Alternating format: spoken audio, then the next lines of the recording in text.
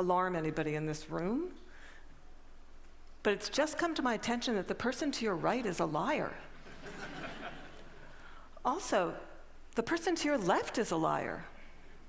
Also, the person sitting in your very seats is a liar. We're all liars. What I'm going to do today is I'm going to show you what the research says about why we're all liars, how you can become a lie spotter, and why you might want to go the extra mile and go from lie spotting to truth seeking, and ultimately to trust building.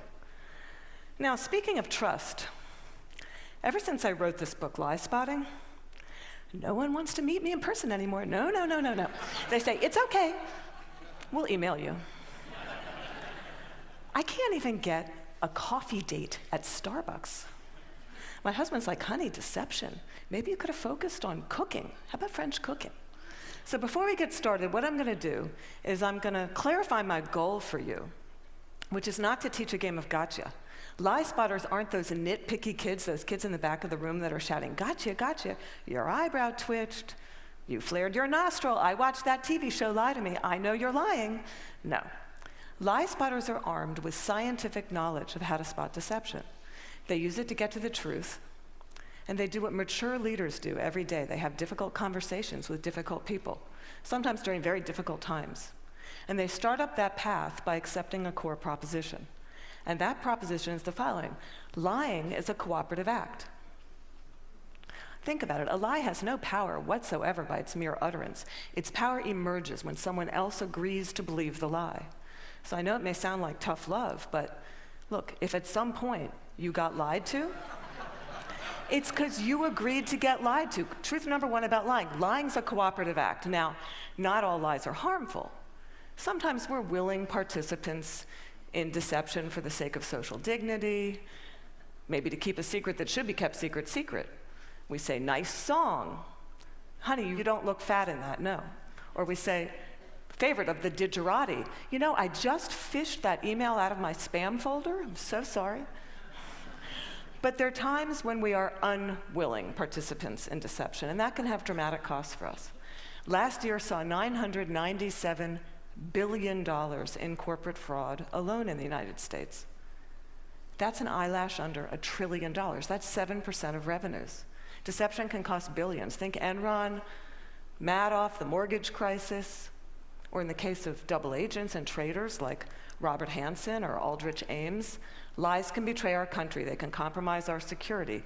They can undermine democracy. They can cause the deaths of those that defend us. Deception is actually serious business.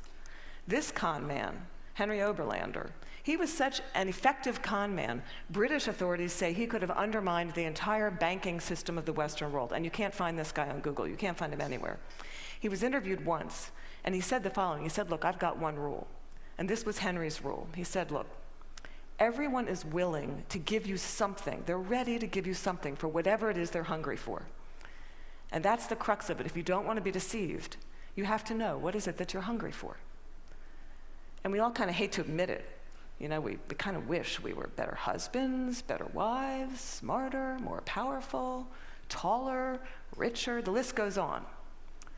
Lying is an attempt to bridge that gap, to connect our wishes and our fantasies about who we wish we were, how we wish we could be, with what we're really like. And boy, are we willing to fill in those gaps in our lives with lies. On a given day, studies show that you may be lied to anywhere from 10 to 200 times. Now, granted, many of those are white lies. But in another study, it showed that strangers lied 3 times within the first 10 minutes of meeting each other. Now, when we first hear this data, we recoil. We can't believe how prevalent lying is. We're essentially against lying. But if you look more closely, the plot actually thickens. We lie more to strangers than we lie to coworkers. Extroverts lie more than introverts. Men lie 8 times more about themselves than they do other people. Women lie more to protect other people. If you're in an average married couple, you're going to lie to your spouse in 1 out of every 10 interactions. Now, you may think that's bad. If you're unmarried, that number drops to 3. Lying's complex. It's woven into the fabric of our daily and our business lives. We're deeply ambivalent about the truth. We parse it out on an as-needed basis, sometimes for very, very good reasons, and other times just because we don't understand the gaps in our lives. That's truth number 2 about lying. We're against lying, but we're covertly for it in ways that our society has sanctioned for centuries and centuries and centuries. It's as old as breathing. It's part of our culture. It's part of our history. Think Dante, Shakespeare, the Bible, news of the world. Lying has evolutionary value to us as a species. Researchers have long known that the more intelligent the species, the larger the neocortex, the more likely it is to be deceptive. Now, you might remember Coco. Does anybody here remember Coco the gorilla, who was taught sign language? Coco was taught to communicate via sign language. Here's Coco with her kitten. It's her cute little fluffy pet kitten. Coco once blamed her pet kitten for ripping a sink out of the wall. We're hardwired to become leaders of the pack. It starts really, really early. How early? Well, babies will fake a cry, pause, wait to see who's coming, and then go right back to crying. 1-year-olds learn concealment. 2-year-olds bluff. 5-year-olds lie outright. They manipulate via flattery. 9-year-olds, masters of the cover-up. By the time you enter college, you're going to lie to your mom in 1 out of every 5 interactions. By the time we enter this work world, and we're breadwinners, we enter a world that is just cluttered with spam, fake digital friends, partisan media, ingenious identity thieves, world-class Ponzi schemers, a deception epidemic. In short, what one author calls a post-truth society. It's been very confusing for a long time now. What do? Well, there's steps we can take to navigate our way through the morass. Trained lie spotters get to the truth 90% of the time. The rest of us, we're only 54% accurate. Why is it so easy to learn? Well, they're good liars and they're bad liars. They're no real original liars. We all make the same mistakes. We all use the same techniques. So what I'm going to do is I'm going to show you 2 patterns of deception, and then we're going to look at the hot spots and see if we can find them ourselves. We're going to start with speech. I want you to listen to me. I'm going to say this again. I did not have sexual relations with that woman, Miss Lewinsky. I never told anybody to lie, not a single time, never.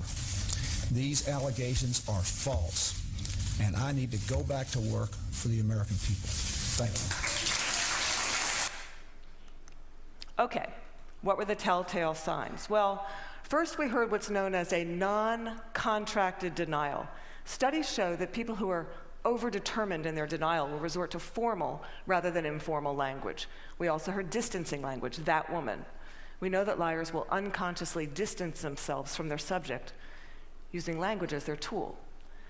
Now, if Bill Clinton had said, well, to tell you the truth, or Richard Nixon's favorite, in all candor, he would have been a dead giveaway for any lie spotter that knows that qualifying language, as it's called, qualifying language like that, further discredits the subject. Now, if he had repeated the question in its entirety, or if he had peppered his account with a little too much detail, and we're all really glad he didn't do that, he would have further discredited himself. Freud had it right. Freud said, look, there's much more to it than speech. No mortal can keep a secret. If his lips are silent, he chatters with his fingertips, and we all do it. No matter how powerful you are, we all chatter with our fingertips. I'm going to show you Dominique Strauss-Kahn with Obama, who's chattering with his fingertips. Now, this brings us to our next pattern, which is body language. With body language, here's what you got to do. You really got to just throw your assumptions out the door. Let the science temper your knowledge a little bit. Because we think liars fidget all the time. Well, guess what? They're known to freeze their upper bodies when they're lying. We think liars won't look in the eyes. Well, guess what? They look you in the eyes a little too much just to compensate for that myth. We think warmth and smiles convey honesty, sincerity, but a trained lie spotter can spot a fake smile a mile away. Can you all spot the fake smile here? You can consciously contract the muscles in your cheeks, but the real smile's in the eyes. The crow's feet of the eyes, they cannot be consciously contracted, especially if you overdid the Botox. Don't overdo the Botox. Nobody will think you're honest. And now we're going to look at the hot spots. Can you tell what's happening in a conversation? Can you start to find the hot spots to see the discrepancies between someone's words and someone's actions?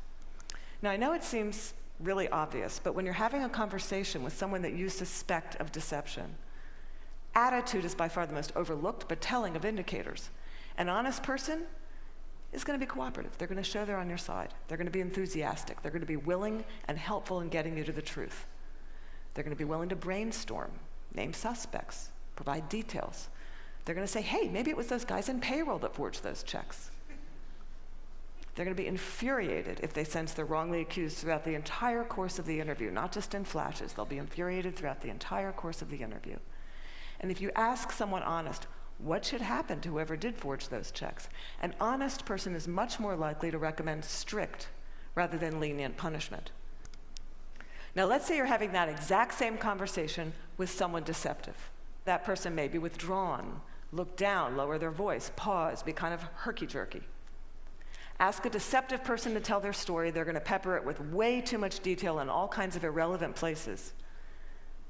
And then they're going to tell their story in strict chronological order. And what a trained interrogator does is they come in, and in very subtle ways, over the course of several hours, they will ask that person to tell their story backwards.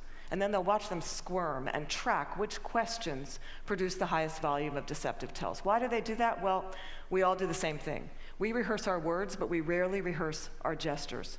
We say yes, we shake our heads no. We tell very convincing stories, we slightly shrug our shoulders.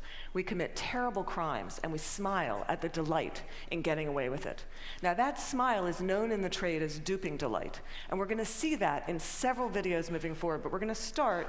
For those of you that don't know him, this is presidential candidate John Edwards, who shocked America by fathering a child out of wedlock. We're going to see him talk about getting a paternity test. See now if you can spot him saying yes while shaking his head no, slightly shrugging his shoulders, lots of I'd be happy to participate in one.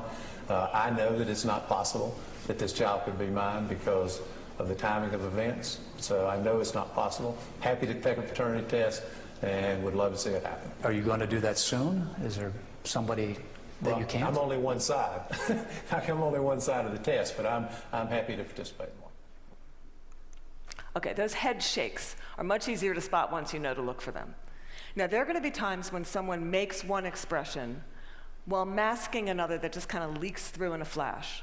Murderers are known to leak sadness. Your new joint venture partner might shake your hand, celebrate, go out to dinner with you, and then leak an expression of anger. And we're not all going to become facial expression experts overnight here, but there's one I can teach you that's very dangerous and that's easy to learn, and that's the expression of contempt. Now, with anger, you've got two people on an even playing field. It's still somewhat of a healthy relationship, but when anger turns to contempt, you've been dismissed. It's associated with moral superiority, and for that reason, it's very, very hard to recover from. Here's what it looks like. It's marked by one lip corner pulled up and in. It's the only asymmetrical expression, and in the presence of contempt, whether or not deception follows, and it doesn't always follow, look the other way, go the other direction, reconsider the deal, say, no, thank you, I'm not coming up for just one more nightcap, thank you. Science has surfaced many, many more indicators. We know, for example, liars will shift their blink rate, point their feet towards an exit. They will take barrier objects and put them between themselves and the person that's interviewing them. They'll alter their vocal tone, often making their vocal tone much lower. Now, here's the deal. These behaviors are just behaviors. They're not proof of deception.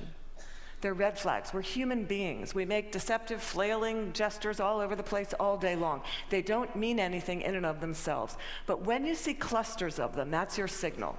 Look, listen, probe, ask some hard questions, get out of that very comfortable mode of knowing, walk into curiosity mode, ask more questions.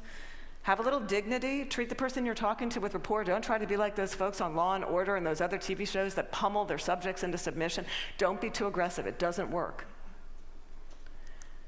Now, we've talked a little bit about how to talk to someone who's lying and how to spot a lie. And as I promised, we're now going to look at what the truth looks like. And I'm going to show you two videos. Two mothers. One is lying, one is telling the truth. And these were surfaced by researcher David Matsumoto in California. And I think they're an excellent example of what the truth looks like. This mother, Diane Downs, shot her kids at close range. drove them to the hospital while they bled all over the car, claimed a scraggy-haired stranger did it. And you'll see when you see the video, she can't even pretend to be an agonizing mother. What you want to look for here is an incredible discrepancy between horrific events that she describes and her very, very cool demeanor. And if you look closely, you'll see duping delight throughout this video. But at night, when I close my eyes, I can see Christy reaching her hand out to me while I'm driving, and the blood just keep coming out of her mouth. And that, maybe it'll fade too with time, but I don't think so. That haunts me the most.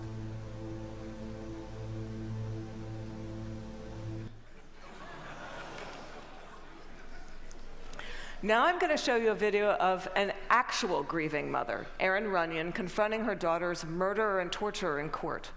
Here you're going to see no false emotion, just the authentic expression of a mother's agony.